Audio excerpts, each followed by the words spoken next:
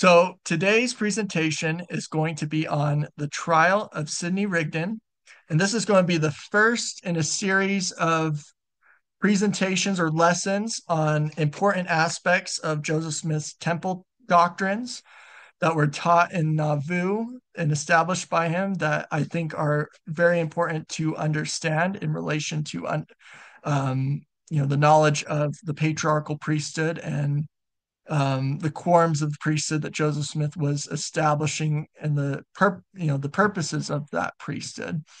So I'm starting with the trial of Sidney Rigdon because it's an important foundation in that it's kind of a continuation of laying out the issues in relation to succession, on the 12 being the legitimate people to lead the church after Joseph Smith versus Sidney Rigdon. And this whole trial is kind of explaining the issues with Sidney Rigdon. And so you can almost see it in a sense as a continuation of the August 8th, 1844 succession meeting, and the stuff that was discussed in that meeting is the apostles reference there being higher authority above the church in the August 8th meeting. But in the trial of Sidney Rigdon, they're even more explicit about the existence of authority above the church. And so there's a lot of important lessons to learn from the trial of Sidney Rigdon. And the reason it's relevant to the discussion of temple ordinances is the big issue that the apostles were excommunicating him for was for performing illegal temple ordinances. And so this is a very big deal that I don't think a issue that I don't think enough people are aware of, because there are many people who think that people who just because they can claim a line of authority or claim they had received certain ordinances, that gives them an independent right to pass out temple ordinances.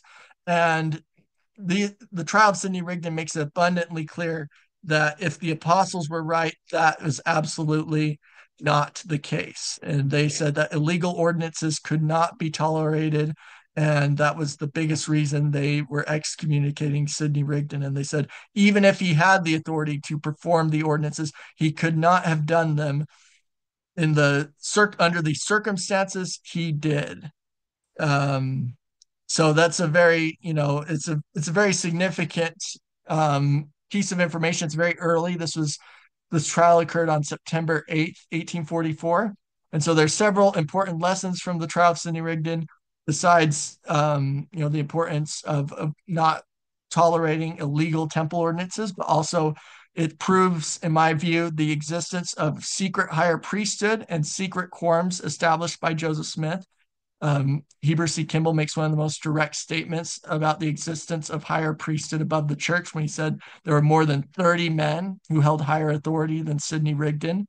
That's significant given that Rigdon was a member of the first presidency at the time, and Kimball said there were men here, brethren, who have got authority, but we don't want to mention their names, for the enemy will try to kill them.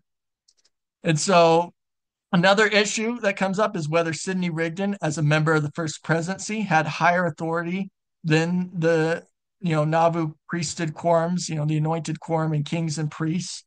And then the third issue, and so if the apostles are right, those quorums had higher authority than Rigdon, and Rigdon was acting contrary to the order of God. But at one point, William Marks, advocating for Rigdon, argues that, well, Rigdon's a prophet, seer, and revelator, and we don't have anyone else like that. And so he was trying to argue that Rigdon's status as a member of the first presidency was superseded or more important to the preservation of the church than, say, the authority of kings and priests that Rigdon did not hold. So you have that kind of issue come up, but the 12 are arguing that, that Rigdon, as a member of the first presidency, was below the authority of kings and priests, and he could not be ordaining men to offices that he did not hold. And then the third issue is whether Rigdon had authority to perform temple ordinances he had not received, and whether temple ordinances could be given out independently. So the trial of Sidney Rigdon by the Nauvoo High Council, September 8th, 1844, published in the Times and Seasons, Volume 5, Number 17. 18 and 19, which is September 15th, 1844, October 1st, 1844, and October 15th, 1844.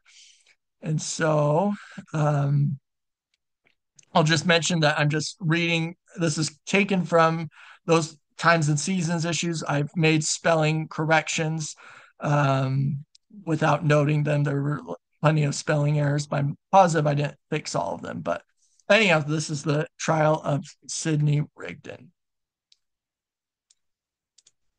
Minutes of a meeting of the Church of Jesus Christ of Latter-day Saints held on the meeting ground in the city of Nauvoo on Sunday, September 8th, 1844. Present of the Quorum of the 12, President Brigham Young, Heber C. Kimball, Parley P. Pratt, Orson Hyde, George A. Smith, John Taylor, and Amasa Lyman. The High Council organized themselves with Bishop Newell K. Whitney at their head as follows: William Marks, President of the Stake; Charles C. Rich, Counselor; Samuel Bent, James Allred, Lewis D. Wilson, Alpheus Cutler, David Fulmer, George W. Harris, Thomas Grover, Aaron Johnson, Henry G. Sherwood, also Reynolds Cahoon, Assail Smith, and Ezra T. Benson in the place of three absent members. President Brigham Young then arose and addressed the people in substance as follows. I will call the attention of the congregation to the subject which is designed to be laid before you today. I will first make a request that the police will attend to the instructions given them by the mayor this morning, and that this is to see that there is perfect order in the outside of the congregation. We are not afraid of disturbances here, but there is generally some disposed to talk on the outside which prevents those from hearing who are near them, and we wish all to hear that what is said from the stand. I frequently thought lately of Paul's words when he said, much every way, some for Paul, some for Apollo, some for Cephas, and some for Christ. I believe there are a great many here for Christ. I will make the application of Paul's words to us, much every way, some for Joseph and Hiram, the Book of Mormon and Doctrine and Covenants, the Temple and Joseph's measures, some for Lyman White, some for James Emmett, and some for Sidney Rigdon, and I suppose some for the 12. The business of the day will result in this thing: all those who are for Joseph and Hiram, the Book of Mormon, Book of Doctrine and Covenants, the Temple and Joseph's measures, and for the 12, they being one party, will be called upon to manifest their principles openly and boldly. Then we wish all who are of the opposite parties to enjoy the same liberty and to be as decided and bold, and to show their principles as boldly and be as decided as they are in their secret meetings and private councils. If they are for Sidney Rigdon and believe he is the man to be the first president and leader of the people, we wish them to manifest it as freely as they do in other places, because this will form another party. We want all those who are for Lyman White and his measures to show themselves openly and boldly, and all those for James Emmett and his measures to show themselves. We wish them to withdraw today without fear and to be as bold here as they are in other places. They may as well show themselves boldly, for I know where they live and I know their names. I can point them out if necessary.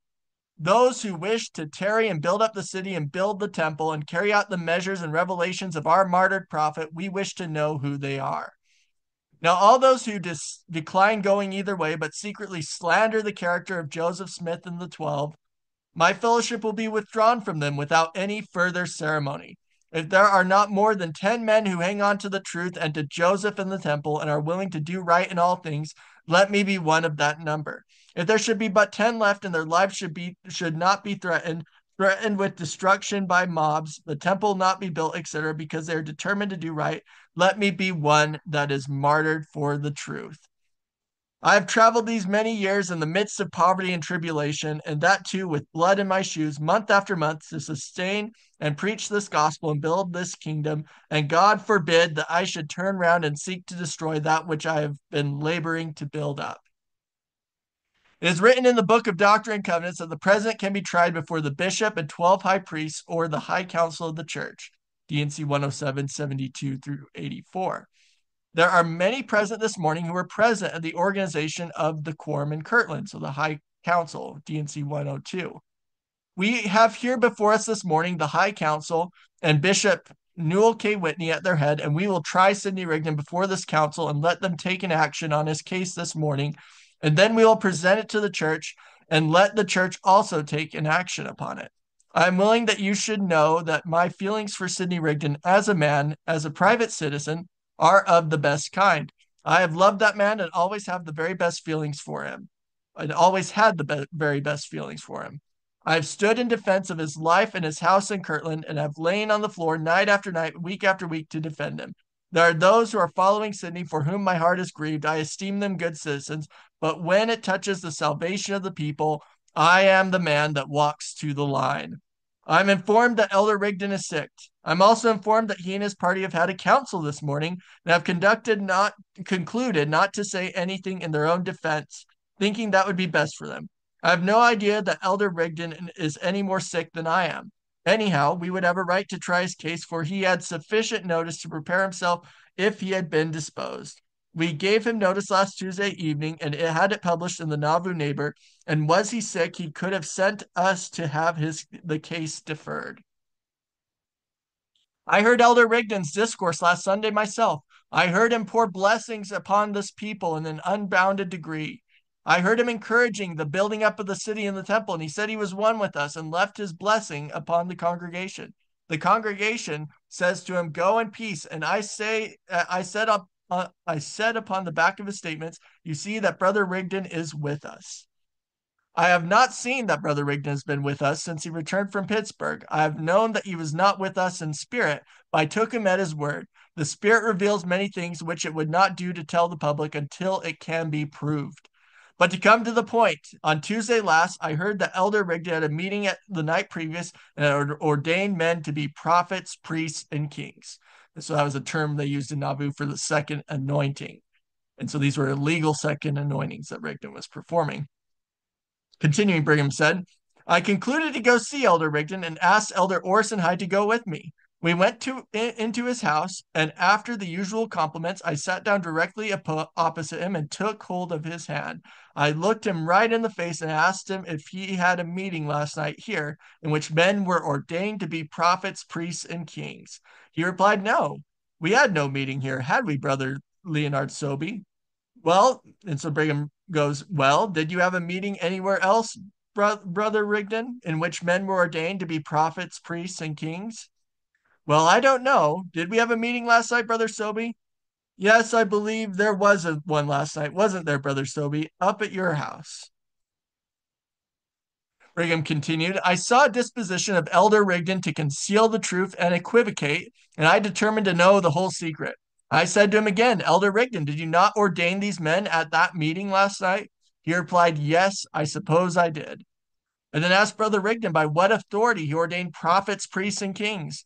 With a very significant air, he replied, Oh, I know about that.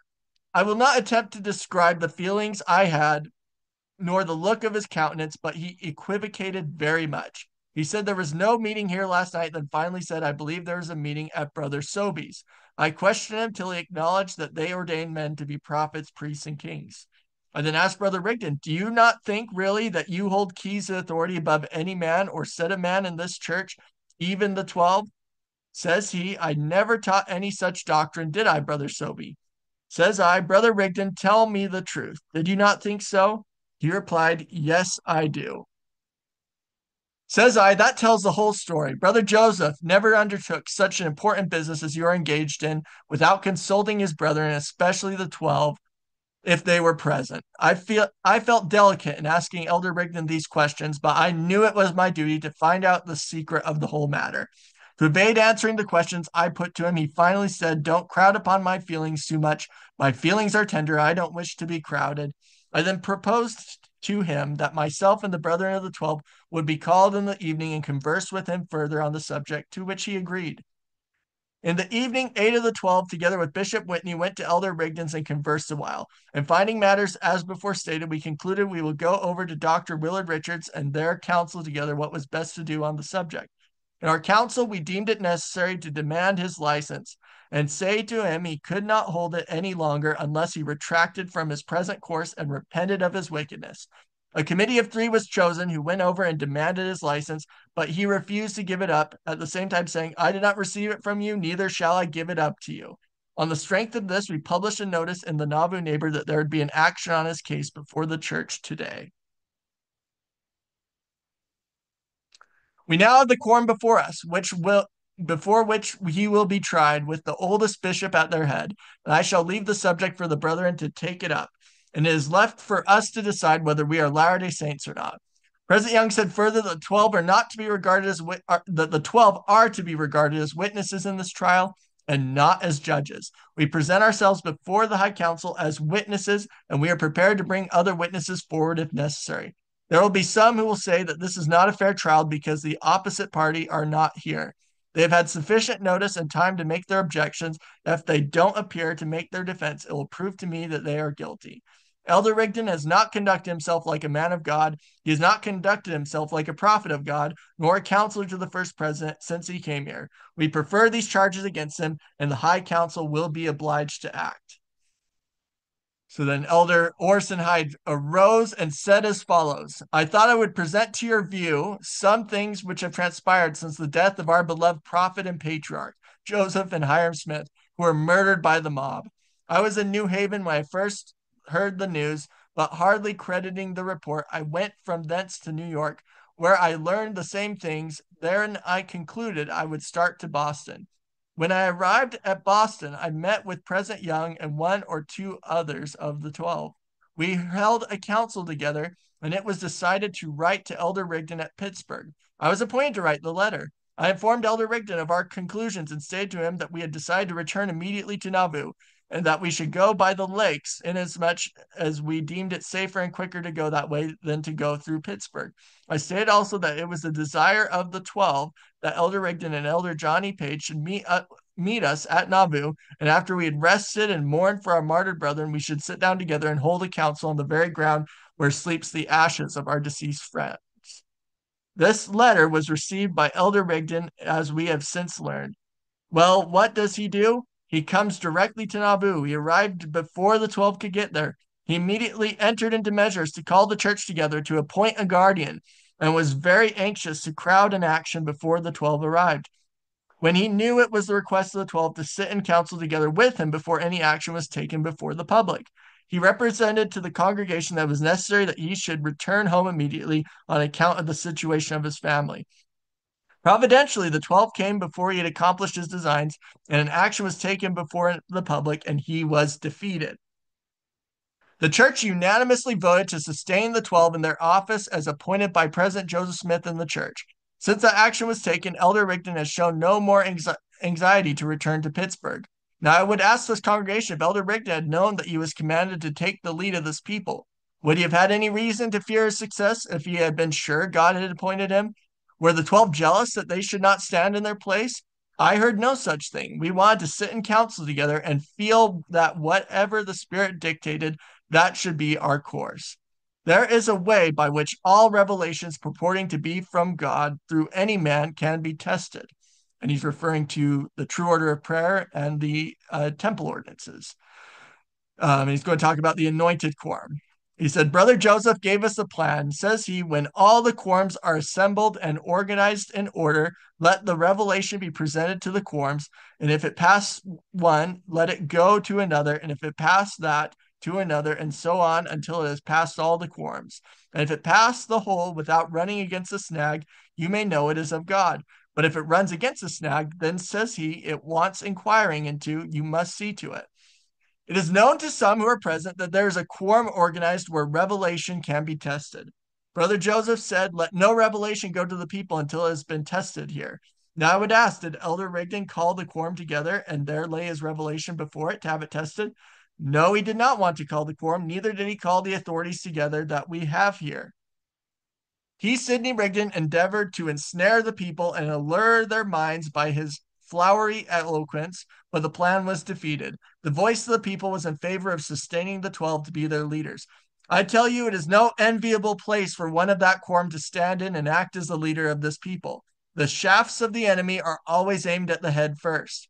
Brother Joseph said some time before he was murdered, if I am taken away, upon you, the 12, will rest the responsibility of leading this people, and do not be bluffed off by any man. Go forward in the path of your duty through though you walk into death. If you will be bold and maintain your ground, the great God will sustain you. And now, inasmuch as a charge has been laid upon us, It will be inquired in a day to come if we have been faithful to the charge, and we are responsible for what has been laid upon us. After the 12 returned, I went to see Elder Rigdon and requested him to meet us in council. I invited him to attend, but he said he was sick. Well, I don't know, but he was sick, but I am informed that he went the same day and did a meeting else somewhere outside the city. Today there is an excuse. He says that he is sick. Perhaps it is so. In our conversation on Tuesday evening, when he said he had the keys and power, he said he did not claim jurisdiction over the 12. He claimed jurisdiction over no man. Says I, Elder Rigdon, if the 12 were to transgress, would you call them to account? He replied, no, I have no jurisdiction over them. But was Brother Joseph here and he was to see the 12 do wrong, we would not have time to wink more than twice before he would be upon us with the rod and drive us back to the path of duty again. Elder Rigdon says he claims no jurisdiction over the 12, nor the 12 over him. Says I, Elder Rigdon, such a course as this will lead to a division of the church. He replied, there will be a good many churches built up all over the world. I asked if all these churches would be subject to one common head. He answered they would not. Elder Brigham Young replied, then there would be many bodies. He, Rigdon, replied, oh no. I then said, where there are many heads, there is no head at all. And a thing that has got many heads must be a hydra, a monster. A house divided against itself cannot stand. Elder Rigdon is now going to work to make a division, and yet he said on the sand he did not want to make a division. When any man comes here with a revelation purporting to be from God, we feel it in duty bound to question its validity. This is the kind of furnace to prove all things, and Elder Rigdon don't like to come into the furnace. I will now give some testimony which has been handed to me concerning what Elder Rigdon has said. Those who have testified here are ready to testify to the same before the congregation if it is necessary. I shall omit names unless called upon, and then they shall be forthcoming. One of Mr. Rigdon's party said to this brother, you are a pretty strong 12 man, I believe. Are you not? He answered, I am a no party man, but am desirous to obtain the truth. Mr. Rigdon's friend then said, if you will not tell it to the 12, I will tell you our plans. He then communicated unto me their designs, the substance of which was as follows: that Elder Rigdon was going to feel of the minds of the branches, and then the people of Nauvoo, until he got strong enough to make a party, and if he found there could raise influence to divide the people, he would do so, and let the remainder follow the 12. Elder Hyde continued and said, this was said previous to his discourse at La Harpe. He comes here and says, I have no authority, I have no jurisdiction over this people whatever. We knew by the Spirit that this was in Elder Rigdon's heart before, and we wanted to bring it out. This shows that the whole plan was matured at the time he said he did not want to divide the church. He had no jurisdiction, etc. And he let out the roots of it on Tuesday evening when we conversed with him. When we demanded his license, he said, I did not receive it from you, neither shall I give it up to you. He then threatened to turn traitor. His own language was, inasmuch as you have demanded my license, I shall feel it my duty to publish all your secret meetings and all the history of the secret works of this church in the public journals. He intimated that it would bring a mob upon us, saying that I know what effect it will have. There's a rod and a scourge awaits this people. Says I, Elder Rigdon, if you want the honor of bringing distress upon this people, you may have it. You may have the honor of it here, and you may have the honor of it in eternity. And every effort you make to bring distress upon this people will recoil back upon your own head. I have been told since he was angry and did not mean as he said. Well, I would ask the congregation, can a man say what is not in his heart? I say he cannot, for out of the abundance of the heart the mouth speaketh. Elder Brigham Young says he can prove that Elder Rigdon made use of the same expression previous to our visiting him last Tuesday. I replied to him and said, we have counted the costs, and it can't cost us more than our lives, and we have got them ready to pay. Now, what was the idea conveyed by Elder Rigdon's expressions? It was this: if you will let me alone and not oppose me in my measures, although you are a wicked and iniquitous people, we will be hail fellows well met, and all fellowship together. But if you oppose me, I will expose all your secret wickedness. I will expose all your iniquity.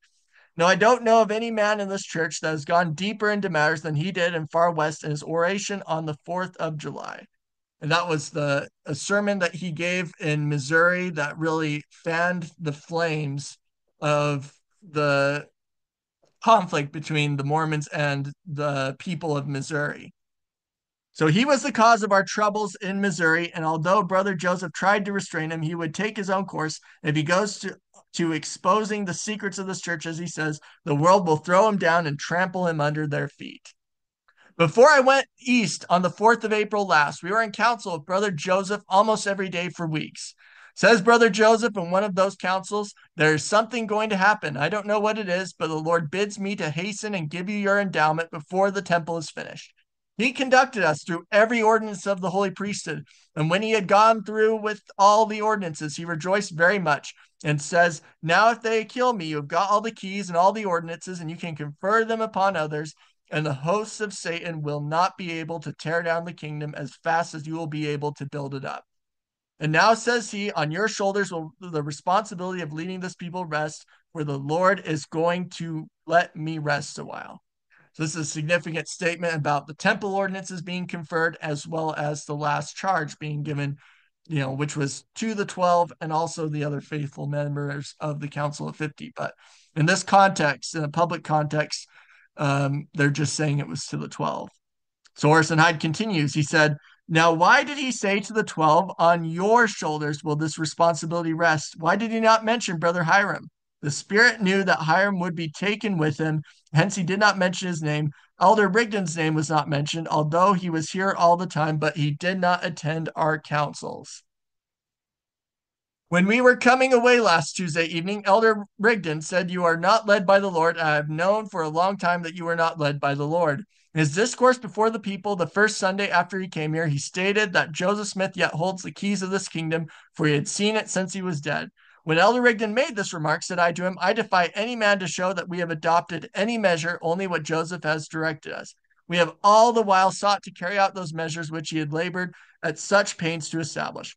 Now, if Brother Joseph yet holds the keys of this kingdom, I would ask, how is any man going to get by Joseph into the celestial kingdom of God if they oppose and seek to destroy the principles laid down by Brother Joseph?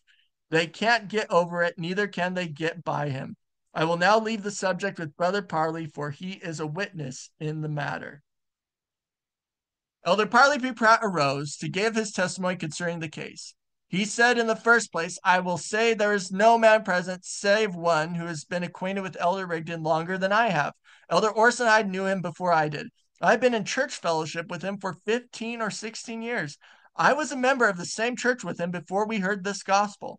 I was the first man who presented the Book of Mormon to him and bore testimony to him concerning the gospel. I witnessed his coming into this church. I have feelings for him as a friend of the strongest kind, and ever have a feeling and ever have felt an interest for him. I would be amongst the first to rejoice to see him walk up as a counselor with us. I have no feelings but in his favor. But the salvation of this church is of far more importance than anything else, and we are determined to walk up to our duty, let it come against whom it may. After Brother Rigdon came from Pittsburgh, I waited on him to bid him welcome, but he was so crowded with friends, shaking him hands and help welcoming back, that I said to him, Elder Rigdon, you are busy today, but tomorrow morning the few of the 12 who are here will want to meet with you and sit down and counsel together. We expect to hear you preach. In the morning I called upon him to go with me to Brother Taylor's, as we had to hold our councils at Elder Taylor's, he being confined to his bed by the wounds he received from the mob. He made an excuse, saying that he was engaged with a strange gentleman and could not leave him then, but would come when he got through. We waited until it was almost meeting time, and instead of coming to meet with us, he went directly to the meeting. He came here and preached and related his vision or revelation to appoint a guardian. We still deferred and waited to meet with him in council until, to our astonishment, without our knowledge, he caused an appointment to be made for the next Thursday for the church to choose their guardian. And they, too, in the absence of the more part of the Quorum of the 12, and even without consulting the high council of the church. I knew such a course would divide the church. I protested against it and determined to come to the stand if the motion was to proceed and dismiss the meeting. It fortunately happened that the 12 came in time to attend the meeting, which was changed by them into a special conference. We made another effort to get Elder Rigdon to sit in council with the Quorum of the 12. We met at the time appointed and waited something like 3 hours before he came. He finally came, and when we then asked him to give us the relation of his vision or revelation, which he did. He said it was shown to him that there were no authorities left in the church who could act. When Joseph was alive, the people had confidence in the quorums, but now they had not that confidence. The people must choose some man they can have confidence in to act. Said I to him, Elder Rigdon, there never was a time when the people were more willing to hearken to counsel and be agreed than they are now. Said I, has not the Almighty God established authorities in this church by Joseph Smith, such as the Quorum of the 12, the High Council, and other quorums? And have they not power to act? And will they not be damned if they do not act? And will the people not be damned if they do not give heed to these authorities? He answered, yes, when not 20 minutes before he said there was no authorities in the church. Said I, Elder Rigdon, I object to that meeting you got up in the name of the 12. It got up without the consent or advice of those of the 12 who are here. At present, we don't need to adopt any new measures. We only need to carry out the measures which God has revealed, and when we have done this, God will give us more. And on these grounds, I object to the meeting. Says he, there is no need to appoint another officer. We have only to sustain the officers, as they are already organized. I pledge myself there shall be no other business brought up on Thursday, only the regular prayer meeting. When I had got the pledge from him, that I told the people that Thursday's meeting would only be a prayer meeting. But after this, some of the people went to him, and he turned round again and said it was a business meeting. I know that he said no business should be conducted at that meeting, and afterwards said it should be a business meeting. I then saw that this was a deep and cunning plan laid to divide the best people that ever lived. On Sunday last, we heard preaching all day about things a long way ahead. Terrible battles to be fought somewhere by Brook Kendron. Their preaching gave me a text which I want to preach from. It is somewhere in Webster's spelling book, and I suppose the little boys can tell me where. However, it is a story of a country maid and her milk pail, etc. The moral was that when men suffer their imaginations to be amused with things a long way ahead, they suffer loss by neglecting those things which immediately concern them. The great God said through Joseph, build this temple. I give you sufficient time to build it, and if you do not build it by the appointed time, you shall be rejected as a people with your dead. I thought we were concerned in building this place and defending it, and while we were immediately concerned in all these important matters, the day was spent by Rigdon in talking about Queen Victoria, battles, etc., and things which were calculated to draw our minds away from those things wherein our eternal interest is at stake. When he blessed the people, I said, Amen.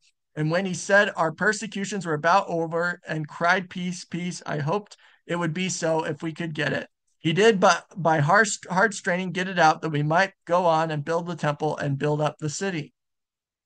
On Tuesday, as been stated, we went to Elder Rigdon's house, where I had heard that he had been ordaining men to when I had heard he had been ordaining men to unheard of offices. These men were in no quorum and under nobody's direction nor authority but Elder Rigdon's own revelations. We protested against it. He claimed he had authority and keys over anyone else. By and by, we had more of his revelations. Said he, I saw all this before I left Pittsburgh. I then charged him with endeavoring to palm upon the people false revelations and lies in the name of the Lord. He then gave us another slice of his revelation in addition to what he had already told us. It was that he was to help fight a bloody battle in some appointed place, the particulars of which had been revealed to him. This battle was not to be a war of words, but a battle with not a battle with the tongue, but says he, with the sword, and it will be a bloody battle. The great God has revealed it to me, and no one shall beat me out of it. Says I to him, if you build up churches and ordain men to preach who are not subject to the 12, how are they to be governed? Suppose the 12, having authority to regulate all the churches in all the world according to the book of Doctrine and Covenants, should publish an epistle to the churches, they will say, who are the 12? We are not under the authority of the 12. Will not this be the result? I asked the question to one of his new prophets. Do you consider yourself under the direction of the 12? He hesitated a while and replied, I hope Elder Rigdon and the 12 will be united and walk together. If not, I shall not be under the direction of the 12, only so far as they agree with Elder Rigdon. I shall be under the direction of the revelations as given to Elder Rigdon. I regard him as my prophet, seer, and revelator. And the old revelations require us to build this temple that we may receive our endowment and all the ordinances of the priesthood, whereby we may save ourselves and our dead. The new revelation is to draw the people to Pittsburgh and scatter them abroad and do anything and everything but that which the old revelations bid us to do. Some of the brethren, elders Brigham Young and Orson Pratt and others, then said to him that the matter must be settled before he went away to Pittsburgh, either one way or the other. We labored with him till nearly 12 o'clock, but the split seemed only to grow wider and wider. Says I, Elder Rigdon, if the God of heaven has sent me to tell what will be, you will never fulfill your revelation. I have no more confidence in your revelations than I have in Gladden bishops. One said he would marry the Queen of England, and the other said he would take her by the nose. Now, brethren, it was for this ordaining men to unheard of offices in an illegal matter and in the proceedings of their secret meetings that the fellowship of the 12 was withdrawn from Elder Rigdon. I was one of the committee who went to demand his license and acted as spokesman. I made the demand in a respectful manner, taking care not to do anything intentionally to wound his feelings. When I demanded his license, he refused to give it up, as has already been observed. And says he, I shall now undertake the liberty to publish to the world all the secret works of this church and stir up the world against you. And says he, um, I know the results both you I know the result both on you and the church and myself. This was letting out a little more of his revelation. He then said, I have sat and laughed in my sleep at the proceedings of the 12 this evening, for they have been fulfilled, filling in this last act the vision I had at Pittsburgh. I knew you would withdraw fellowship from me. I knew you would oppose me in all my movements. It was shown to me in the vision before I left Pittsburgh. Thought I to myself, O consistency, where hast thou fled? Here are the revelations manufactured as fast as they are needed to suit the circumstances. Last Sunday, Elder Rigdon said we were a blessed people. Now he says he had known ever since he left Pittsburgh that the same blessed people would cut him off before he left them. He further said, I am not going to injure this people. I don't want to make a division. And soon after said, I know this people have not been led by the Lord for a long time. He was talking about exposing our secrets. Elder Hyde then said he was glad he had got at the roots of his feelings. Elder Rigdon replied, I didn't do it with the design to injure this. I don't do it with the design to injure this people, as before stated. Now the Quorum of the 12 have not offered a new revelation from the time of the massacre of our beloved brethren, Joseph and Hiram, but we have spent all our time early and late to do the things of the God of heaven commanded us to do through brother Joseph. Here are the principles of brother Joseph, our prophet, who laid the foundation of this work, and the 12 have labored to carry them out. We have not said, go to Black River, nor to the Prairie du Chien, nor to Pittsburgh, but we have said, take the sword of the Spirit, things commanded and enjoined by brother Joseph. Only think of the idea, after blessing the congregation in the manner he did last Sabbath, in 2 days after he says, this people have not been led by the Lord for a long time, and I have known it. And why? Because we have fulfilled his own revelation by cutting him off from the church. But if we have not cut him off, nor opposed him in a secret corner of treachery, apostasy, we should have been a very good people, and we would all fellowship together. I will here read from the Book of Doctrine and Covenants, page 102, new edition, paragraph 11, to show concerning the legal authorities of this church. Of the Melchizedek priesthood, 3 presiding high priests chosen by the body, appointed and ordained to that office, and upheld by the confidence, faith, and prayer of the church, form a quorum of the presidency of the church. The 12 traveling counselors are called to be the 12 apostles, or special witnesses of the name of Christ in all the world, thus differing from other officers in the church in the duties of their calling. And they form a quorum equal in authority and power to the 3 presidents previously mentioned. That's D&C 107, 22 through 24. Now you ask, where is the proper authority and power for us to look to? We answer, here is a power and authority equal to the first presidency, equal and nothing more. But suppose you upheld Elder Rigdon's theory. What have you got? You have got one of the quorum which does not even form a majority and consequently has no power to act. But if it would make no odds who you look to for your leaders, if they are not chosen, upheld by the faith and prayer of the church, and then they must walk according to the revelations, or there is no power in their appointment. I say and bear testimony that the things revealed to Sidney Rigdon touching the great battles to be fought somewhere, the secret meetings, the ordination of officers, and the government of this church is a revelation of falsehood and delusion, calculated to lead people astray. It will result in open apostasy and is designed to bring destruction upon us, or else it will result in speedy repentance and a turning round to the principles and revelations laid down by our martyred prophet. So Orson Hyde arose again and said he wanted to relate a little story. It is only about 2 minutes long, and I think it will serve to illustrate the present position of the church. Elder Rigdon's remarks not only authorized, but courted a division of the church. And at the same time, he acknowledged that he had no jurisdiction over the church whatever. The story is this: in the day of King Solomon, there were two women who lived in the same house, and each had a child.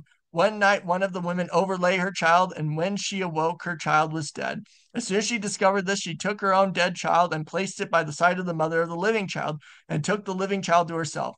When the mother of the living child awoke in the morning to give her child suck, behold, it was dead. But when she had considered it, she found it was not her child. And the other woman said, Nay, but the living is my son, and the dead is thy son. And this said, No, but the dead is thy son, and the living is my son. They then referred the matter to King Solomon, who said, The one saith, This is my son that liveth, and the son is dead. And the other saith, Nay, but thy son is dead, and my son is the living. And the king said, Bring me a sword. And they brought a sword before the king. And the king said, Divide the living child in two, and give the half to the one and half to the other. But the woman whose the living child it was said to the king, Oh, my lord the king, give her the living child, and in no way wise slay it. For her bowels yearned over her son. But the other said, Let it be neither mine nor thine, but divide it.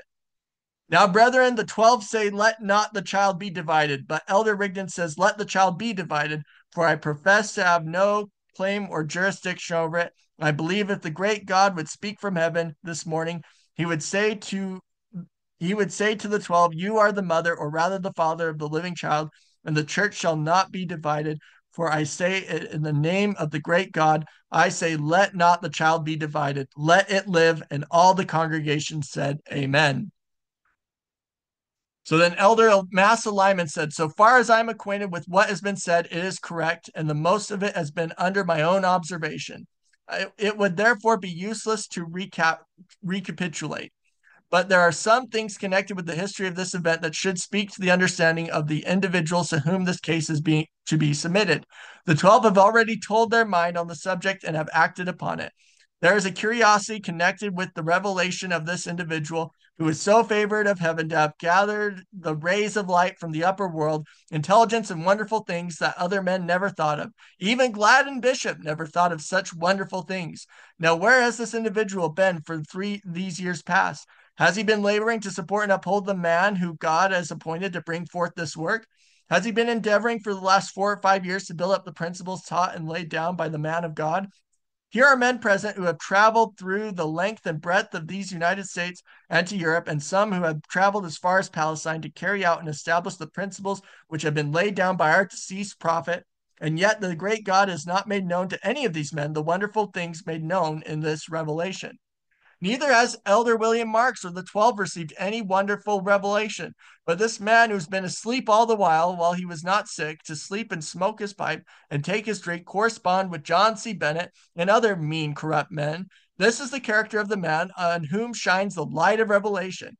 This is the man who says the 12 have gone astray and this church is not led by the Lord.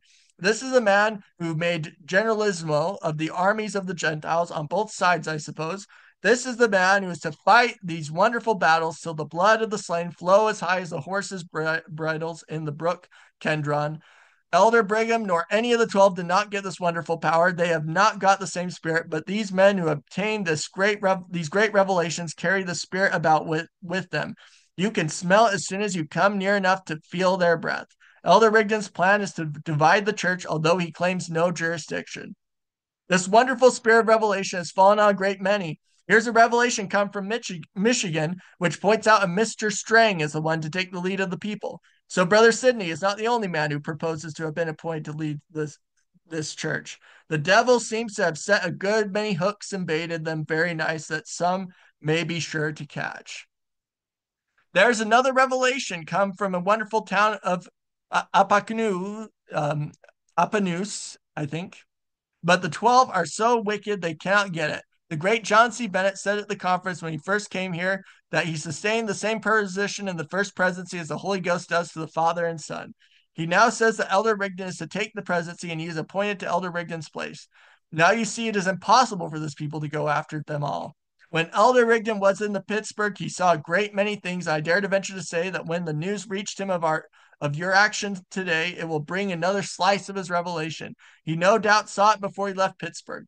It is plain beyond a doubt that Elder Rigdon came here with a spirit as corrupt as hell, because the efforts produced by all his movements are as corrupt as can be.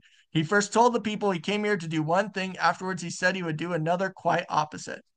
He said God had sent him here to see that the church was built up to Joseph, and the least departure from this, he said, was sure to result in the destruction of the church. He says, woe, woe, woe unto this people if they do not make a right choice. Again, he says he saw that the people would reject him. He said there was an important passage in the scripture which had to be fulfilled. He did not tell us what it was, but we learned that it was the part of Isaiah's prophecy where he says, the stone which the builders reject is to become the head of the corner. Now it appears that Isaiah's prophecy must be proved true if it has to ruin the whole church to do it. The temple must be forsaken and not be finished, and all that Joseph has done must be rejected to carry out his notion that he, Sidney, was some great one. But the last 4 or 5 years, we have never heard of Sidney's getting a revelation, but as soon as Brother Joseph is out of the way, he can manufacture one to allure the people and destroy them.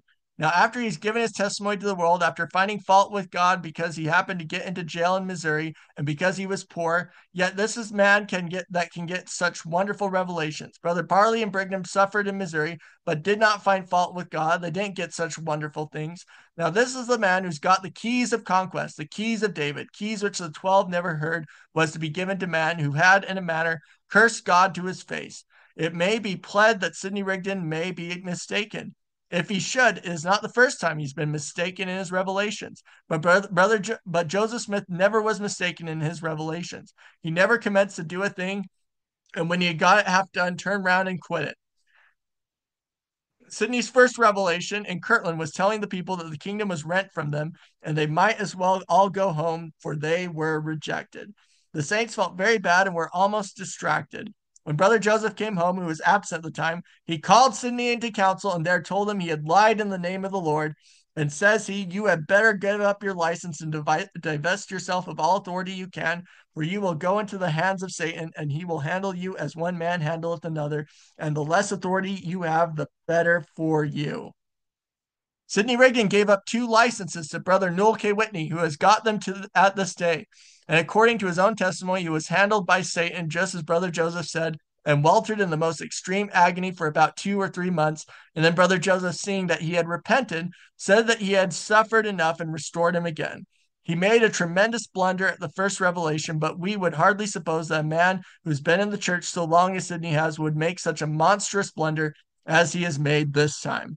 The object of Sidney's revelation was to divide the church and scatter it. Brother Joseph has said at different times that if Elder Rigdon were to lead the church 12 months, he would lead them to the devil. When he attempted to lead the people in Kirtland, it was to lead them to the devil. And when he made the attempt this time, it was for the same purpose. When he was making his flowery sermon and endeavoring to captivate the people by his eloquence, they looked, and when he had got through, behold, they had seen nothing. And when he had found that there were those who were on the alert, and there were men in whose ears the God of heaven would whisper, and they would discover his principles, he could not stand it. He was going to run. He was in a wonderful hurry to get back to Pittsburgh. He, Rigdon, was determined not to let Brother Brigham Young pull things out of him. I presume the atmosphere did not feel very congenial to his spirit. After we had been and spent the evening with him last Tuesday and had concluded to demand his license, he then said he was going to publish the history of all the secrets of this church.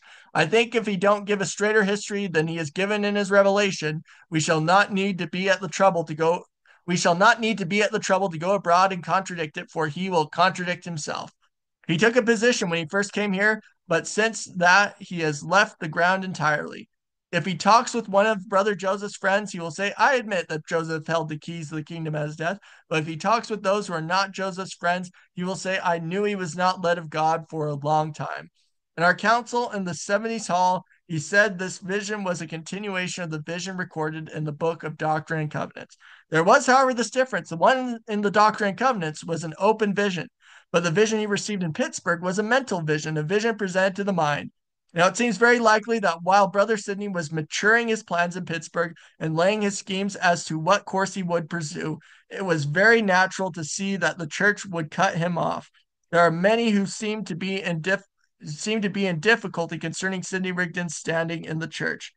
During the time he has been wallowing in his filth and corruption for 4 or 5 years past. I know I always stood, but I'd rather someone else would tell it. I shall therefore leave the subject. 1 second.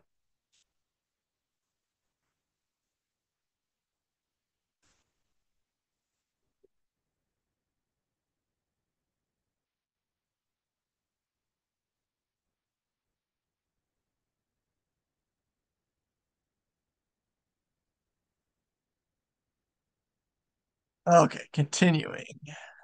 Let's see. John Taylor. Elder Sidney Rigdon. Let's see. Let me make sure. There we go. Elder John Taylor arose and said, I wish to make a few remarks and to give in my testimony in this case. There's already been much said sufficient to criminate Elder Rigdon and to prove satisfactory to the minds of every unprejudiced person that he is unworthy of the confidence we have reposed in him, that he has dishonored his high and holy calling and has in every way disqualified himself to act in that relationship to the church which he has heretofore sustained. We did not investigate his conduct or character previous to the conference before alluded to in order to prove this. His own acts and deeds since his return from Pittsburgh, as they have been set forth before this conference, are sufficient to establish that fact. It may be supposed by some that the 12 are enemies to Elder Rigdon. So far from this, they have courted his company. They invited him frequently to their councils and have shown every mark of esteem, deference, and respect, which his long standing in the church, his years, his talent, and his calling would entitle him to. They have been extremely solicitous to cultivate a friendly feeling, and not until they were forced with overwhelming testimony have they taken steps in the matter. But they have a duty to God and this church to perform, and whatever may be their personal predilections, prejudices, or feelings, they feel bound by the relationship they sustain to this church and to God to lay aside all private feelings and secondary considerations in the fulfillment of the great work that they are called upon to perform.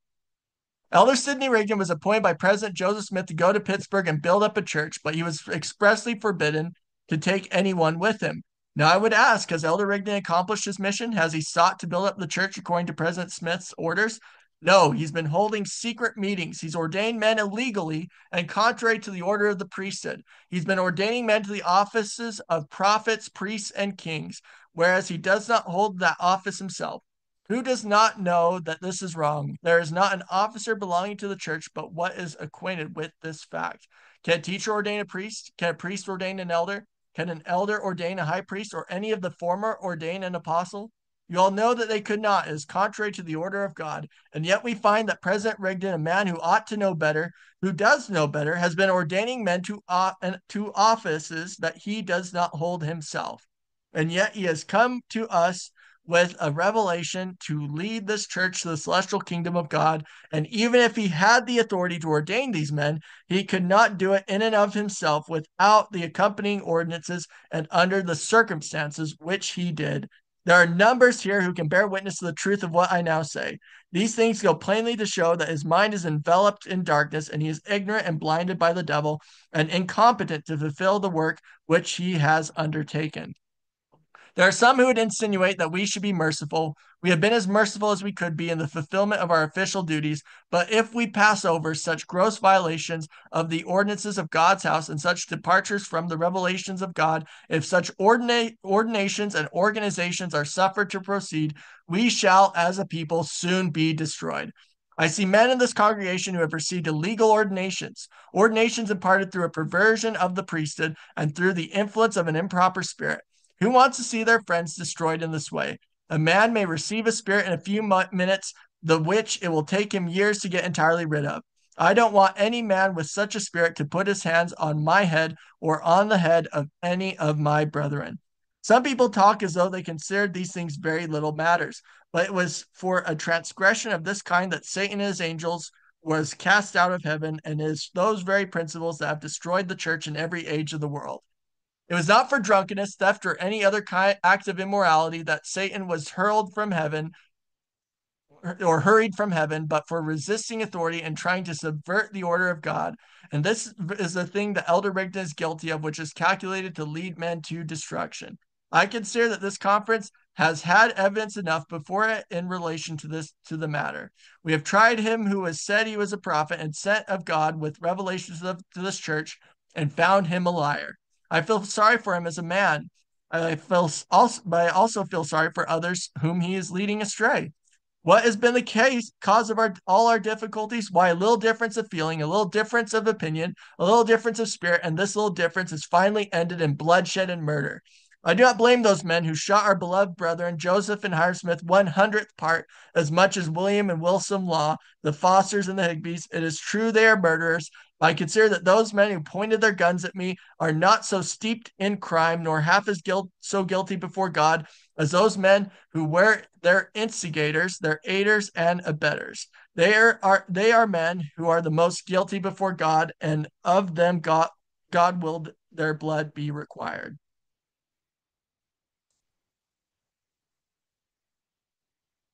Elder W. W. Phelps said, "It becomes necessary on this occasion that you should be acquainted with all the facts in this case. I am knowing myself to most of the facts. Perhaps I have taken a greater interest and there have been better disposed towards Sidney Rigdon than many would suppose under existing circumstances. I have endeavored to be his friend in every situation I could. When I learned he had arrived from Pittsburgh, I went to see him and tried to find out his views and calculations on the subject, but in all his conduct there appeared to be something wrong, a reluctance to communicate. I've had as good a privilege of knowing the whole of Joseph Smith's revelations as any other man, and I know that the 12 are the first authority after the first presidency. Secondly, the 12 are the traveling high council to regulate all the affairs of the churches in all the world. Now, I would ask this congregation, are you willing to throw away this authority for one man? What have you gathered here for? You have gathered here to build up a city, to build up a kingdom, and shall we come up to this time and then throw away the revelations and all the measures laid down by Brother Joseph? No, verily, no. There are few in authority in this place who have been sustaining Sidney Rigdon, although the church voted to sustain the 12. I would give them, and that would include William Marks. So I would give them all the advice I am able to save them, and we'll read a revelation which was given November 19th, 1833. And this isn't in the Doctrine and Covenants, as I'm aware, but it is in unpublished revelations. So it says, and again, blessed be brother Sidney, also notwithstanding, ye shall be high and lifted up, yet ye shall bow down under the yoke like unto an ass that croucheth beneath his burden, that learneth his master's will by the strokes of the rod. Thus saith the Lord. Yet the Lord will have mercy on him, and he shall bring forth much fruit, even as the vine of the choice grape, when her clusters are ripe, before the time of the gleaning of the vintage. And the Lord shall make his heart merry as with the sweet wine, because of him who putteth forth his hand, and lifteth him up out of the deep mire, and pointeth him out of the way, and guideth his feet when he stumbles, and humbleth him in his pride.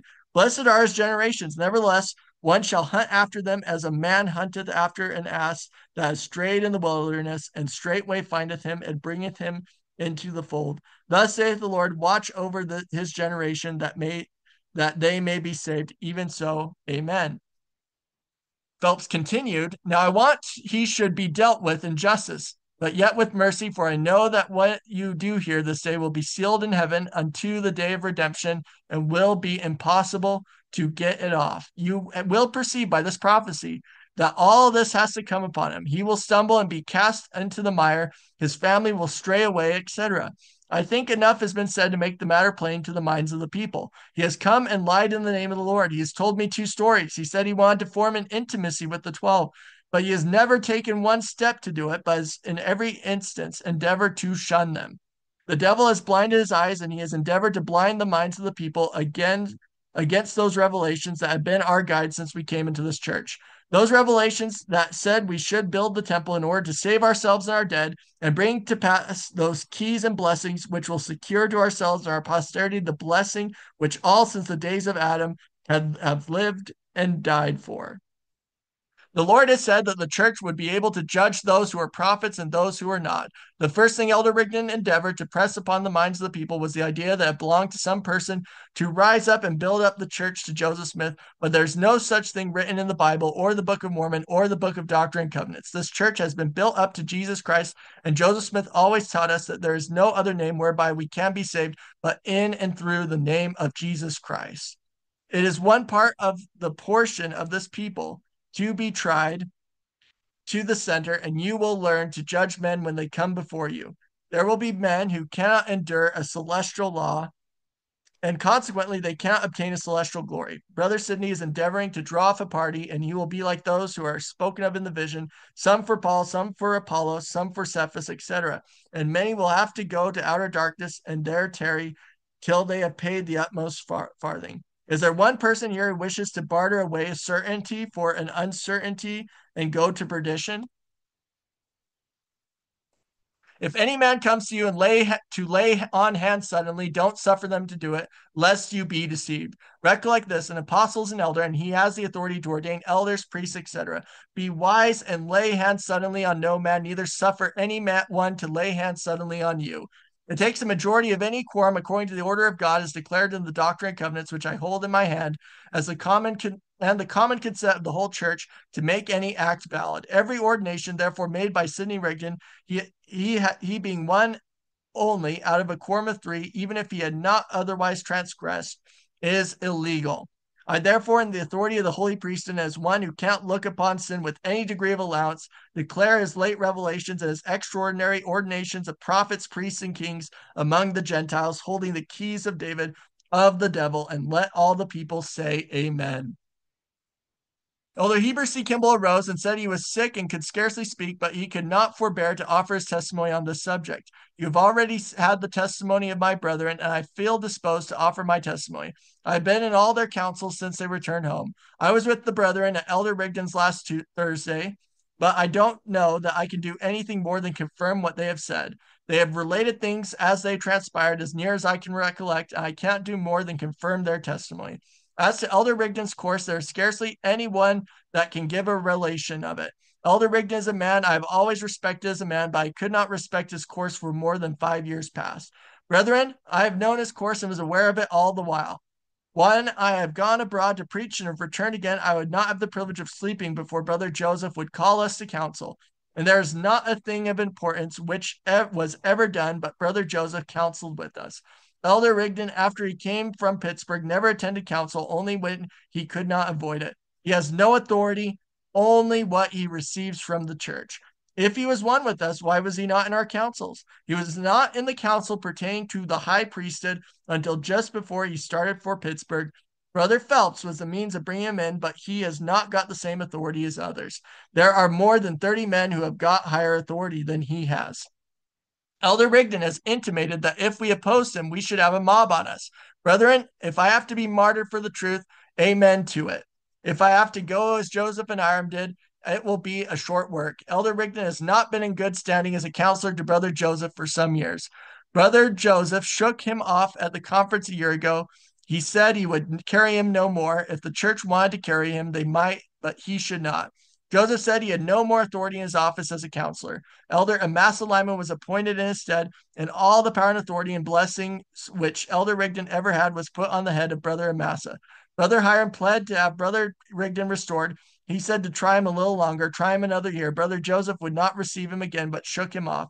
The church voted to try him again, and it was the church that received him and not Brother Joseph.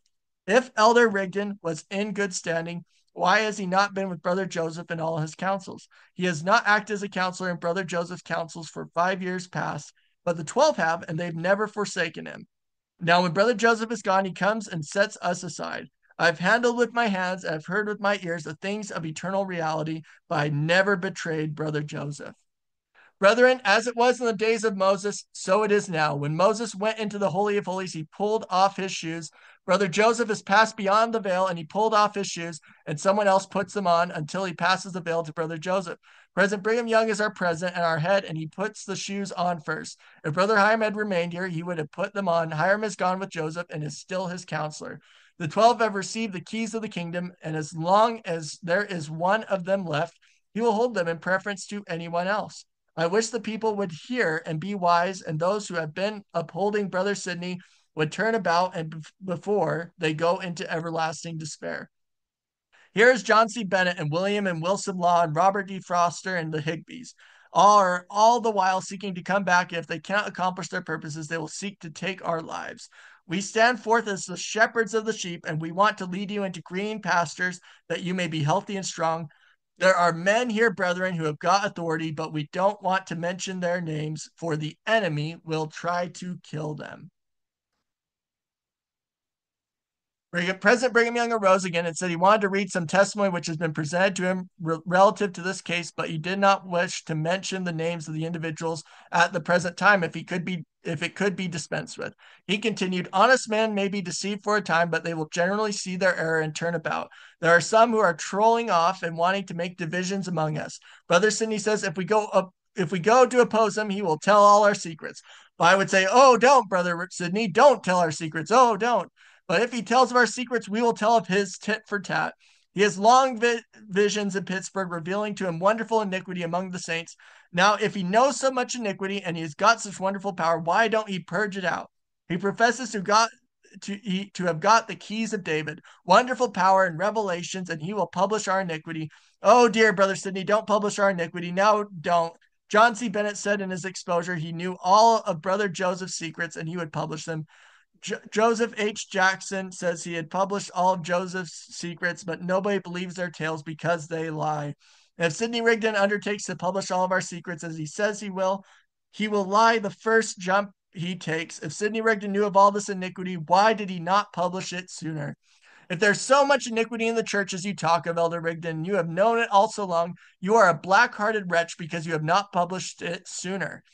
If there is this iniquity you talk of, you are a black-hearted wretch for endeavoring to bring a mob upon us and murder innocent men, women, and children. Any man that says the 12 are bogus makers or adulterers or wicked man is a liar, and all who say such things shall have the fate of liars, where there's weeping and gnashing of teeth. Who is there that have seen us do such things? No man. The spirit that I am of tramples such slanderous wickedness under my feet. And if they take my life, I will go where they cannot hurt me. Brother Joseph did cast off Sidney, and his power and authority was taken from him and put upon a mass of linemen. We told Brother Sidney to come along with us, and if he will do this, we will build him up. Let him do as Elder Amasa Lyman has done. Now we don't expect ever to move without revelation, and they that have the keys of the kingdom can get revelation. If anything would make me fight, it would be to hear anyone heap charges on Brother Joseph, who is dead. They cannot let the dead alone, so great is their corruption and wickedness.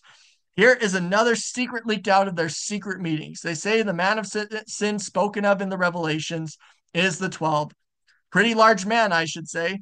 Now, this is the testimony we present before this council to know if we are to fellowship Elder Rigdon any longer. I shall now wait and see if there's anyone to produce testimony in favor of the opposite side of the question. So President William Marks arose and said he felt disposed to say a few words in defense of Elder Rigdon. There's been a strong team against him. They all seem to speak against him, and there is nothing said in his favor. I feel to take up the opposite side of the question and say something in his defense, for I've always been a friend to Elder Rigdon. It has always been the case before this High Council that there are two sides to the question. There are some to speak in favor of the accused, but there only seems to be one side to this subject. There have been many things said which I know nothing about, but it has always been the case before the High Council that some should speak in the defense of the accused. I failed to volunteer to speak in his behalf. It is no more than right that both sides should be represented. I don't wish to justify any man in an error, but there is a trial before this church and council. In regard to his character, there has been many things said which appear to be objectionable, but I can do some of them away. I hear objections to his authority and to his conduct for 4 or 5 years past. There were charges brought before the conference last fall, and so that was the October 1843 conference, and 1 or 2 days spent in hearing of them, and it seemed to me that every exertion was made that could be made to criminate him and cut him off. There was time given to bring all the charges that could be got at, but there was not a single particle of the charges sustained, if I recollect right, as to proving him guilty of committing any of the acts specified in the charges. Now I think if Brother Rigdon was restored at that time, we ought not to go beyond the conference to fetch charges today. But here are charges fetched up for years back. It is known that he was restored to full faith and fellowship last fall. I have heard Brother Joseph say repeatedly since that time that all things were right between them. Just before Elder Rigdon left here, I heard Brother Joseph say that all things were right between them. Sister Emma had a good Sister Emma had a good many feelings against Elder Rigdon, but they are all done away. She has said within a few months, and in fact within 1 week, that she was on good terms with Elder Rigdon as she has ever been since he was a member of the church, i.e., because Rigdon, William Marks, and Emma were all united in opposing plural marriage and the secret teachings that Joseph was introducing in the anointed Quorum and Council of 50. So, continuing, Mark said, as respecting his not presenting his vision or revelation before the first quorum, i.e., the anointed quorum, I could say that Elder Rigdon did not know that this order was introduced. Brother Joseph told us that he, for the future, whenever there was a revelation to be presented to the church, he should first present it to that quorum, and then, if it passed the first quorum, it should be presented to the church. But Brother Rigdon did not know this, for he was only just brought into the quorum before he left to go to Pittsburgh.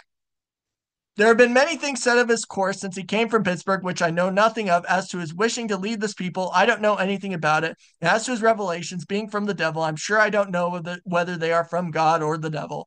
The 12 and the High Council both know that my mind differs from theirs in respecting the organization. I'd always been taught that the first presidency would remain and always be with the church. I had always understood that the church would be imperfect without the quorum of three to stand as a first presidency, and I can't find any law to say that this quorum should ever be dropped. I laid my hands on Brother Sidney with Brother Joseph, and he ordained him to be a prophet and a seer and a revelator, and to be equal with him in holding the keys and authority of this kingdom. I have known for 2 years, and according to my understanding, he has not lost it through transgression. I still feel that he is a member of the quorum of the first presidency, and I always expected that the quorum would be filled up with the same as at the commencement. I always felt that there was a power and a responsibility in that quorum which did not exist anywhere else. I will read an extract from the 84th section of the Doctrine and Covenants. Verily I say unto you, the keys of this kingdom shall never be taken from you while thou art in the world, neither in the world to come. Nevertheless, through you shall the oracles be given to another. That's D&C 90, verses 3 through 4. This is why I ever supposed would be the case, that through him the oracle should be given to another, who should be a prophet and a seer and revelator, and through him to the church. I've always felt that since the special conference, that the order was not according to this pattern. Sidney Rigdon and Frederick G. Williams were appointed to stand equal with Joseph in this kingdom. And I always supposed that one would receive the oracles from Joseph and give them to the church. Now, brethren, I have searched diligently to get the right of the matter, and I know I am honest and wish to know how it should be. I'll read another extract from the book Doctrine and Covenants, which you will find on the 96th page. I never supposed that this quorum could be dissolved while there was one or two left. I've ever felt that Elder Rigdon sustains his authority. I never believed he had lost it through transgression. I believe he is the man to receive the oracles from Brother Joseph and give them to the church. All I want is to have the thing right. I'm ready to confess it as any other man. Read several extracts from the Doctrine and Covenants, and it's probably reading from section 102. The president of the church, who is also the president of the council, the high council of the church, is appointed by revelation and acknowledged his administration by the voice of the church, and is according to the dignity of his office that he should preside over the high council of the church. D&C 102, and it is his privilege to be assisted by two other presidents appointed after the same manner that he himself was appointed. And in case of the absence of one or both were appointed to assist him, he has power to preside over the council without an assistant. And in case he himself is absent, the other presidents have power to preside instead, both or either of them. Marx continued, when this organization is broken up, there is a quorum broken up, which is of great power and authority, and I always thought it ought to have been continued. The church has always supposed that the 12 were to bear the gospel to the world, to all the world, and when they are absent, who will preside over the church? We know that it's necessary for individuals to preside over the whole church. Now we are losing this office and power and authority, but I feel as though we don't want to lose anything. I feel that we ought to keep up the organization if it is right to do so. When Elder Rigdon first came from Pittsburgh, he said it was his place to receive the oracles, but there was a delicacy in Brother Rigdon in presenting his claims to the people. He supposed there would have been some individuals who would have taken up the case. It appears from what has been stated this morning that the questions have been put which seem to bring a contradiction. If Elder Rigdon has done anything worthy of being severed from the church, I feel to go with the church and to be satisfied with what they do. I don't know that I could see anything worthy of cutting him off at the present time. Probably I'm prejudiced in his favor. If it is wrong, I hope the brethren will forgive me. Well, When I have sat with the High Council, I have always tried to divest myself of prejudice. I am willing that the High Council and Church should act on his case if they think best. I felt as though there was a great many men here who were saying hard things against him and nobody to speak a word for him. I have volunteered to say a few words in his defense. I've had a conversation with Elder Rigdon. I cannot find that he has committed a crime. The church has never cut off any person without a crime was proved against him. Now, is there a man in the church who's received the ordination of a prophet, seer, and revelator? If there is, I want to see him. There's been men ordained prophets, priests, and kings, i.e., by Joseph Smith, but I've never heard of anyone being ordained a seer and revelator, i.e., except Rigdon. I think I am knowing to all the ordinations, because he was in the anointed quorum and Council of 50, but I don't know of a man who has been ordained to the office and calling Brother Sidney has, and if he is cut off, who will we have to obtain revelations? A man may be in possession of this power. A man must be in possession of this power to be able to ordain a prophet and a seer and a revelator. And so I think one thing that's interesting here is you actually have a combating views where the 12 are arguing that the temple authority of prophets, priests, and kings is above the structure of the church. So, kings and priests is above the Church of Christ structure with presidents, apostles, etc., all the lower offices, while William Marks is actually taking a different view, an opposing view, where he's arguing that Rigdon being a prophet, seer, and revelator in the first presidency, in his view, is superior to being a king and priest, or prophet, priest, and king. And so I think this is fascinating, but it's also not very logical because William Marks said that he personally helped Joseph ordain Sidney Rigdon a prophet, seer, and revelator. And so that would imply he had sufficient authority to perform that ordination, even if he himself was not a prophet, seer, and revelator, but because of the Melchizedek priesthood he held as a high priest, as a president of the Nauvoo state, he could, he could ordain someone else a president as well. And so I think it's a non sequitur, and I think William Marks is just trying to defend Rigdon in whatever ways he can. So continuing, he says, if there has been a man ordained to lead this people, I do not know it. I don't believe there are sufficient revelations given to lead this people. I'm fully of the belief that this people cannot build the kingdom except it is done by revelation. So Brigham Young arose and to rebuttal William Marks, and he replied, quote, I feel it is a duty to make some remarks in reply to what Brother Marks has said with regard to Brother Rigdon's character. I have not been beyond the last fall conference to fetch evidence. There was enough brought forward at the conference, and abundance more could have been presented, but Brother Hiram pled so hard it was kept back. Brother Rigdon did enough when he came from Missouri to cut him off from the priesthood. He said he never would follow Brother Joseph's revelations anymore, contrary to his own convenience. He said Jesus Christ was a fool to him in sufferings. Was this not enough to cut him off? There was enough to cut him off long ago, but Brother Marks has endeavored to soft soap the people. I have known that Brother Marks has no evidence but the written word, but if this people have no evidence but the written word, it is quite time they go to the river and be baptized for the remission of their sins. Who cannot see that Elder Rigdon would sacrifice this people? Brother Mark says if there are any ordained to offices equal with Elder Rigdon, he don't know it. He don't know all the ordinations, nor he won't till he knows something more than the written word. I know the reason why Brother Joseph said all was right between him and Elder Rigdon. Rigdon was whining all the while because of his sufferings. He wanted to go back to Kirtland. But Brother Hiram went to Brother Joseph and pled with him again and begged of Joseph to bless him, to hold on to him, for I believe he will yet straighten out. And he finally got him ordained. But did he help Brother Joseph after this? No, there was then another revelation given for him to move his family near to Brother Joseph. He finally did, but did he go to Brother Joseph and assist him in his counsels? He did not. If I had the same feeling towards this people that Elder Rigdon and some others have, I should hope you would cast us off today. Elder Rigdon is now preaching secretly to the people to have them go back to Pittsburgh, to go back to the leeks and onions. He has prophesied in the name of God that we won't build this temple. As has been previously stated, Elder Rigdon was not in our council before we went away, but Brother Hiram used to go and see him and labor with him, and Sidney would make great promises which would cause Hiram to come and plead with Joseph again and say, Brother Joseph, bless him, he will come back, etc. He is going contrary to Joseph's instructions, and he shall not lead the innocent, and he shall not lead the innocent to destruction.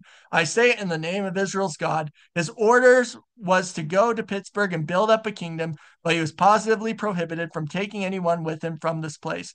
But now he wants to divide the people and take them somewhere to the mountains near Pittsburgh. Elder Rigdon could go to Carthage and to Warsaw, and he is in no danger from the mob. But can a prophet of God go there with safety? No, he cannot. If I was to lay down my authority in this church, they would soon say, Mr. Young, how do you do? I approve of your course. As to Elder Rigdon's revelations, they are from the same source as Oliver Olney's, Gladden Bishop, Mr. Strang's, etc. They are from the devil. John C. Bennett passed up the river last Tuesday and called at the upper landing. He sent a messenger to Elder Rigdon and wished to see him, and Elder Rigdon would have gone if had not Mr. Lawrence, who professed no kind of religion, rebuked him. If you make Sidney Rigdon your president and leader, you will soon have John C. Bennett here with the Laws and Fosters and all the murderous clan. Elder Rigdon was the prime cause of the trouble in Missouri by his 4th of July oration. He is liable to be deceived and has already been deceived. As to a person not knowing more than the written word, let me tell you, there are keys the written word never spoke of, nor never will. All I ask of men or women to do is, if they believe in Sidney Rigdon and want him to lead them, I want that they should be bold enough to go with him and not say they want to tarry with the church. They say they believe in Joseph Smith, and at the same time, all their operations are to destroy and tear down what he has built up. Elder Parley P. Pratt briefly referred to the people to the plea of Elder Marks that he did not know anything to cut Rigdon off. He referred to the people to the testimony before them concerning his revelation to destroy this people, yet he has not done enough for Elder Marks. Elder W. W. Phelps read from the same revelation which was first read by Elder Marks. He read the same Elder Marks did, and added even to the church, which Elder Marks omitted to read. From D&C 90, the fuller quote says, Therefore, thou art blessed from henceforth that bear the keys of the kingdom unto you, which kingdom is coming for the last time. Verily I say unto you, the keys of the kingdom shall never be taken from you while thou art in the world, neither in the world to come. Nevertheless, through you shall the oracles be given to another, yea, even unto the church. He also referred to the other quotations by Elder Marks, plainly showing that they were not to the point. He read from the new edition, page 414. He said, Brother Marks apologized for Elder Rigdon inasmuch as he did not know where to present his revelation, but Elder Marks knew, and he could have told Elder Rigdon, it looks a little like nimble practice. As to the instructions pertaining to the first presidency, they will be explained hereafter. Elder William Marks arose to reply to the charge of his having given out the appointment to choose a guardian at Elder Rigdon's request. He said he did not understand the object of the meeting when he gave the appointment.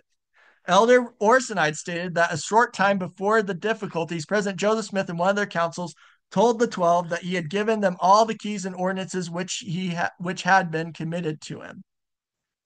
At this stage of the business, there was a call for the question from many parts of the congregation, whereupon President Young, without further ceremony, submitted the case to Bishop Newell K. Whitney and the High Council. The bishop gave a privilege to the High Council to offer any remarks they thought proper, but no one attempted to speak. He said he might give a relation of Elder Rigdon's history for nearly 20 years past, but I deem it unnecessary. I've had some conversation with Elder Rigdon since he returned from Pittsburgh. I've also been present when others conversed with him, but I am to decide on the testimony as it has been presented. I am well acquainted with Elder Rigdon a number of years before he came into this church. I never have had any confidence that Brother Rigdon is a revelator. And why? Because I have so repeatedly heard Brother Joseph rebuke him for speaking in the name of the Lord what was not so. He was always either in the bottom of the cellar or in the garret window. At the time his license was taken in Kirtland, he was more sanguine than he is now.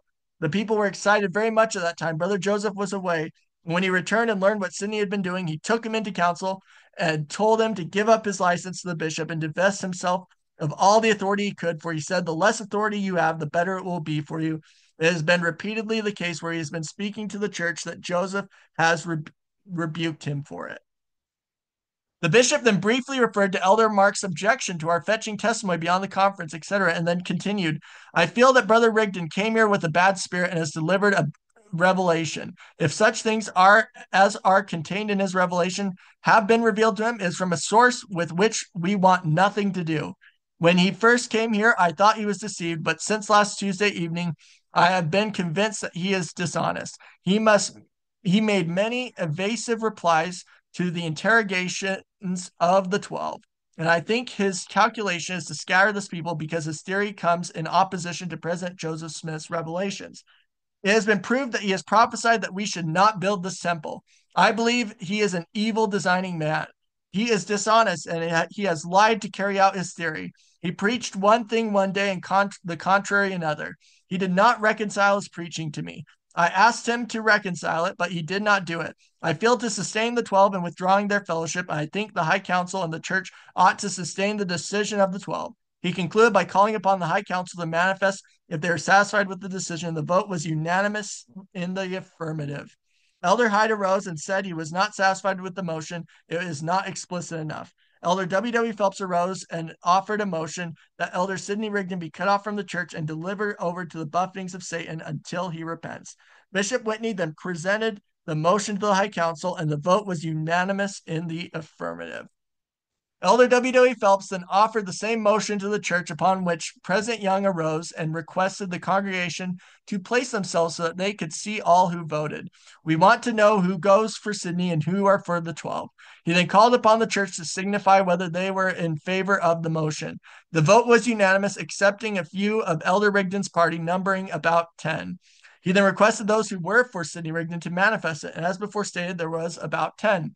Elder Phelps then motioned that all who have voted to follow Sidney Rigdon should be suspended until they can have a trial before the High Council. An amendment was offered as follows: or shall hereafter be found advocating his principles. The vote was unanimous in the affirmative.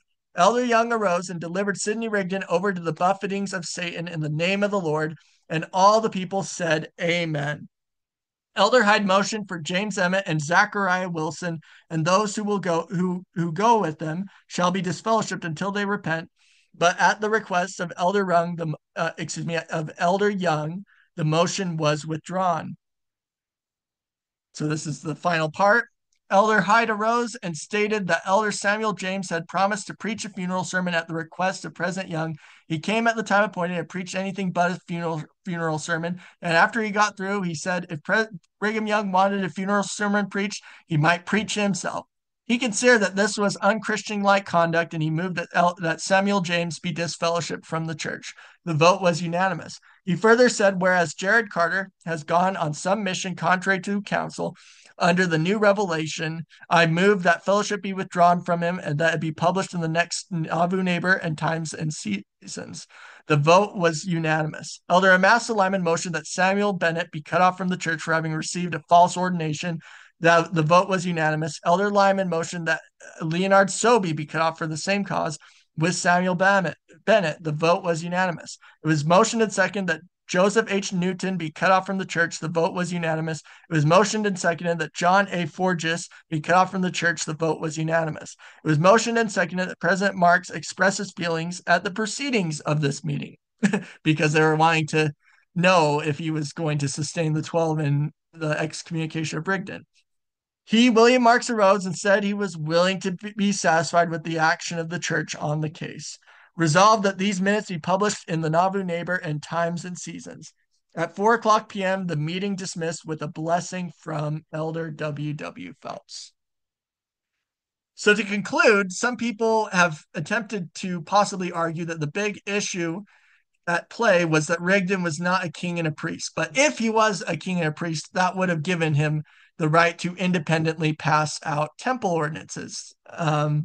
However, there are a number of other statements beyond the Rigdon trial that make it clear that even the kings and priests did not have the right to independently pass out ordinances, but it had to be according to the order, organization, and pattern of the church, of the government of the church. And there's a number of principles involved that we'll be discussing in future meetings, but they're at least referenced in these statements.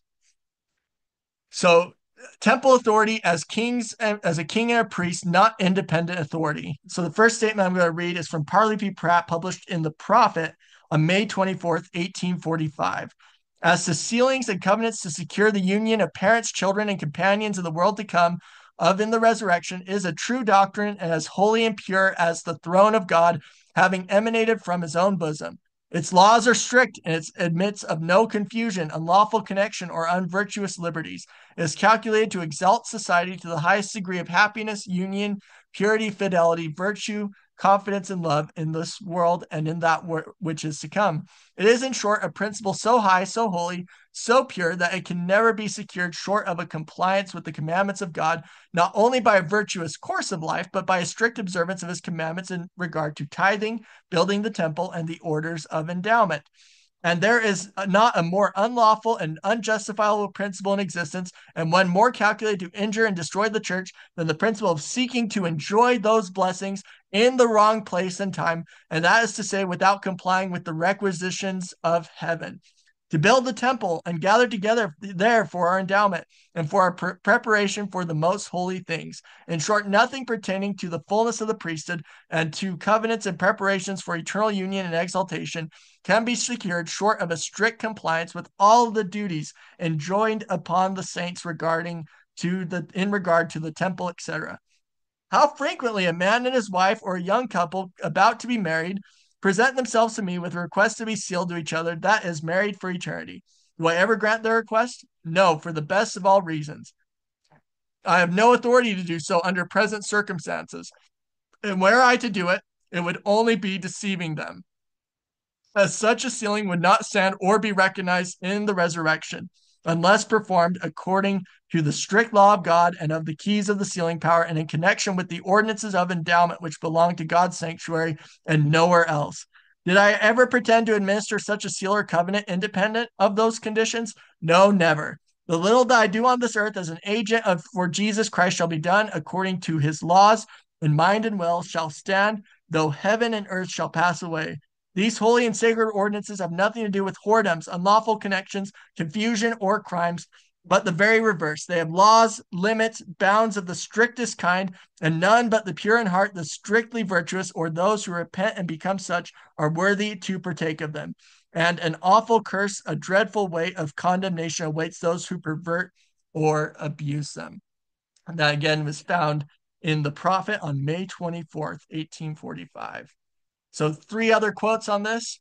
Heber C. Kimball made the statement where he said, speaking of the Council of 50 as kings and priests, and that was, that they were supposed to take orders from the King of Kings to carry forth their kingdoms, etc. Then continuing, he said, if a man steps beyond his bounds, he will lose his kingdom as Lucifer did, and it will be given to others who are more worthy. Brother James Emmett transcended his bounds, and he lost his kingly authority and is no more a member with us. And so it has been with Lyman White and others, and these brethren come in and take their crowns.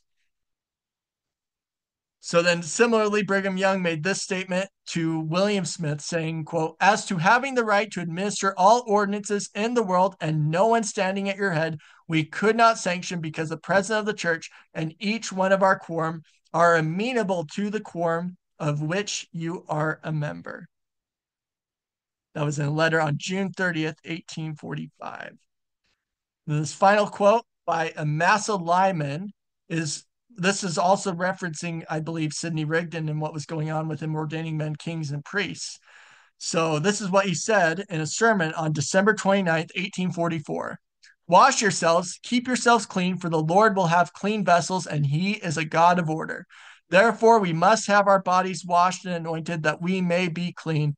Also our feet, that we may receive our endowment, and hands laid on to exalt ourselves to the highest glory and exaltation. But there are some gone out from us that have no order. They ordain kings and priests and know not themselves nor understand the order of the kingdom. And they drew some away with them. But the time will come that they will say, Lord, Lord, have we not prophesied in thy name, cast out devils in thy name, laid hands on the sick, and done many mighty works in thy name? But the Lord will say, depart from me, ye workers of iniquity, for I knew you not, for ye have not kept the commandments as it becomes saints.